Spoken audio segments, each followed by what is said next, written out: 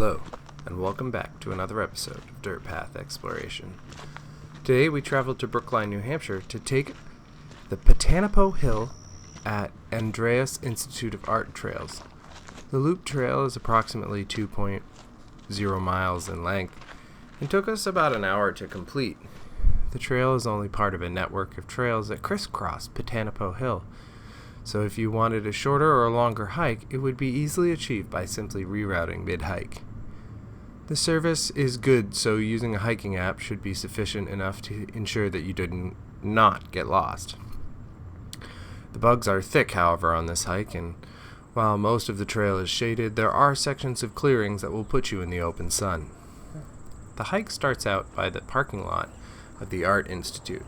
It then heads up the hill, which we chose the path to the right on the first intersection of the trail, and it took us through a gradually elevating path in the woods. After a short while, the path abruptly turned left in a clearing on the side of the hill and steepened significantly, where a small fraction of the trail increased our elevation by 100 feet, which is approximately 25% of the total elevation gain of the entire hike.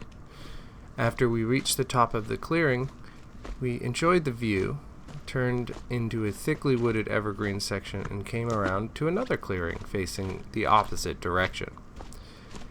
While we were viewing this particular location, we came upon a group of several turkeys grazing underneath a statue.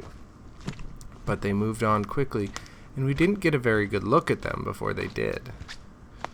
While we were hiking, we spotted 2 groups of turkeys and a pair of deer, so the trail has significant animal activity, so ensure you're keeping your eyes open for them.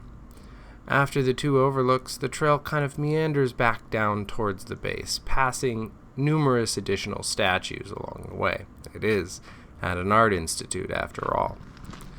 My favorite part of the trail is the art sculptures, sprinkled throughout. It adds a bit of mystery or familiarity, depending on whether it is your first time hiking the trail or your 50th. The sculptures are rock and metal, built to withstand the elements of the New England weather and provide a different kind of beauty than typically witnessed on your standard New England hike. My favorite of the sculptures we passed on the way back down. At first I didn't recognize it, but upon second examination, it looked like the old man on the mountain. I was fortunate enough to see the old man before he fell in my youth. Thank you for watching, and if you like this video and want to see more like it, hit the like and subscribe buttons. Also, don't forget to let us know your favorite trails in your local area.